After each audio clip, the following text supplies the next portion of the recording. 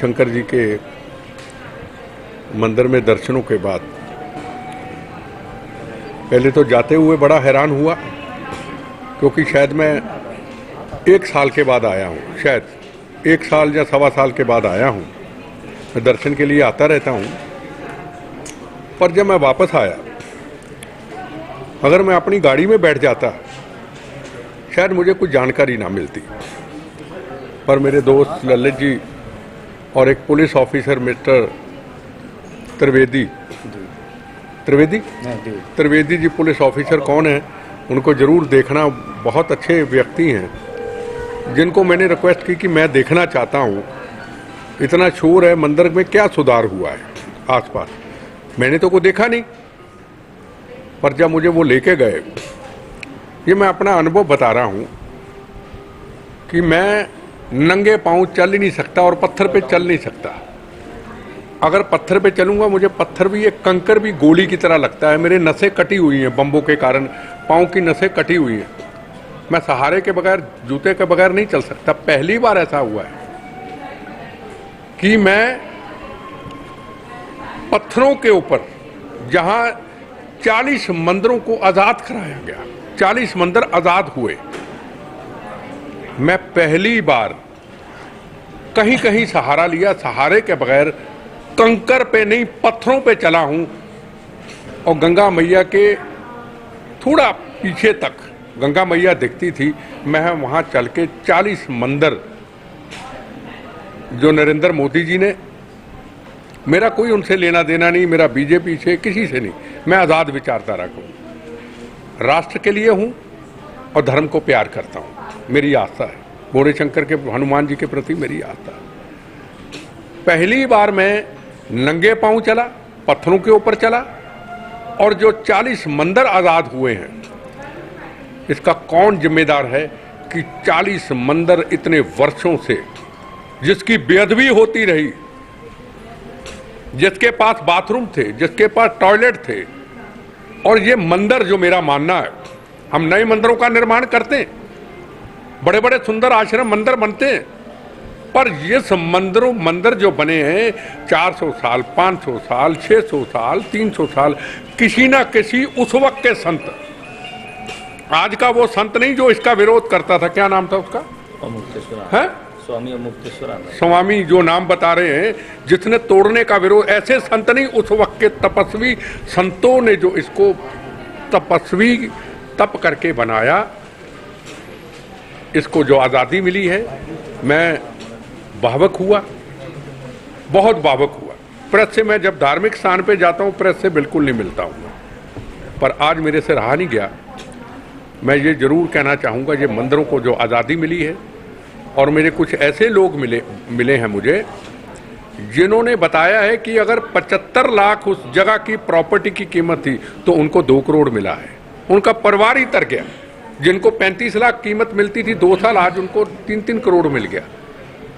ये मंदिर बड़े सुरक्षित हुए हैं, और मैं सरकार से बिल्कुल ये गुजारिश करूंगा कि जल्दी इनका निर्माण अच्छी तरह करके, इसको पुरानी दिशा जैसे थी उनको करके, इनको ऐसा सुंदर किया जाए, और यहाँ फिर संतों को, तपस्वियों को लाया जाए और क्षमा मांगी जाए कि जो हमसे गलतियां हुई हैं, सबके सब पॉलिटिकल पार्टियों से गलती हुई, जहाँ पे चाहे कांग्रेस थी, चाहे बीजेपी थी, चाहे सीपीएम थी, चाहे सीपीआई थी, चाहे मायावती थी, चाहे समाजवादी पार्टी थी, वो जिम्मेदार है इस चीज़ के कि उन्होंने ध्यान क्यों नहीं दिया।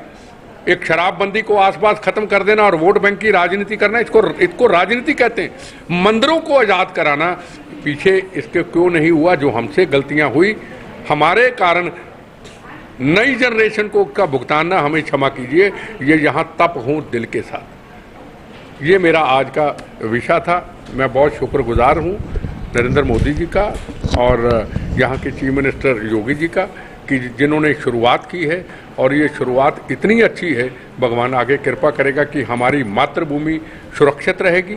पाकिस्तान आज हमसे डरेगा, पाकिस्तान दोबारा आतंकवाद फैलाने की कोशिश नहीं करेगा। हमारा अगर धर्म, हमारा राष्ट्र अगर सुरक्षित है तो कोई आंच नहीं आ सकती, यही मैं कहना चाहूँगा। बेटा जी, नक्सलवाद और आतंकवाद 2 चीज़ें एक साथ चलती हैं। मैं एक बात कहूँ, आज का जो मुद्दा है मंदिर का, वो कहीं रह न जाए। ये बड़ा बड़ा जबरदस्त मुद्दा है। आज अगर हम राम जन्मभूमि की भी बात जिक्र कर लें तो कोई बुरी बात नहीं है। राम जन्मभूमि का निर्माण जल्दी होना चाहिए। अगर वहां अजमेर शरीफ की जगह साथ होती, राम जन्मभूमि बाबर की छोड़ करके अगर अजमेर शरीफ होता तो सबसे पहले मैं अपना सिर कटवाता, तो मैं आंच ना आने देता अजमेर शरीफ को। बड़ी दरगाह, बड़ी ऐसी संस्थाएं मुसलमानों की जहां तपस्वी संते जिन्होंने पीरों पैगंबरों ने की जगह है, हम खड़े होते, अपना सिर कटवाते, पर आंच ना आने देते। अगर बाबर और औरंगजेब का नाम जुड़ा हुआ है तो मुसलमान समाज के लोग भी आगे आए। हमने भी पंजाब के अंदर जब भिंडरांवाले ने बेगुनाहों का कत्लेआम किया था, बहनों के सुहाग उजाड़े थे, बच्चे यतीम खड़े थे, हिंदू मुस्लिम सिख ईसाइयों का खून किया था, 36,000 बेगुनाहों का खून हुआ, तो हमने भी तो विरोध किया था। हिंदू हो, मुसलमान हो, सिख हो, ईसाई हो, काफिर, कातिल, आतंकवादी था, है और रहेगा। हमारे गुरुओं के गुरु गोविंद सिंह महाराज, उनके 4 साहिबजादे जो नींव में चनवा दिए, गुरु तेग बहादुर महाराज हिंद की चादर जिनके शीश कटवा दिए, बोटी बोटी कटवा दी। हमारी को सिख हिंदू मुसलमान की लड़ाई नहीं थी, मजलूमों की रक्षा की, राष्ट्र की रक्षा की लड़ाई थी। आज मुसलमान भाइयों को हाथ जोड़ के कहूंगा, ये बाबर और ये औरंगजेब, इन्होंने बेगुनाहों का कत्लेआम किया था, हमारे गुरुओं का कत्लेआम किया था। खुद अपने आप को कह दीजिए देते हैं, ये देश की अमानत है, यह धर्म की सबकी है, देते हैं। इस देश के अंदर सेकुलरिज्म का बहुत बड़ा सबूत जाएगा। मुसलमान हमारा भाई है, उसने जहाँ जन्म लिया है यहाँ ही वो दफन होगा, हम यहाँ ही दफन होंगे। हम एक है, एक रहना है। जरा बड़ा दिल करके तो कर दे। अगर औरंगजेब बाबर ने को अच्छा कर्म किया है तो कहता हूँ सब खड़े हो जाएं उनके साथ। अगर अच्छा कर्म नहीं किया औरंगजेब ने, अगर मुसलमान हमारे जो भाई हैं उनके ऊपर प्रश्न चिन्ह लगा दिया औरंगजेब, और वहाँ पे औरंगजेब ने लगा दिया, अगर भिंडरांवाले ने हमारे कौम के ऊपर प्रश्न चिन्ह लगा दिया, तो हम उन प्रश्न चिन्हों को खत्म करके सबके सामने ये कहें। शपथ ग्रहण है मोदी जी का, हाँ, कैसा भारत चाहते हैं अगले 5 साल में? भारत पहले भी आतंकवाद से मुक्त किया गया। अगर 18 जवान शहीद हुए तो पाकिस्तान में घुस करके 45 मार के आए। अगर 42 शहीद हुए तो पाकिस्तान में घुस करके 300 से ऊपर आतंकवादियों को 12 प्लेन लेके ढेर करके आए।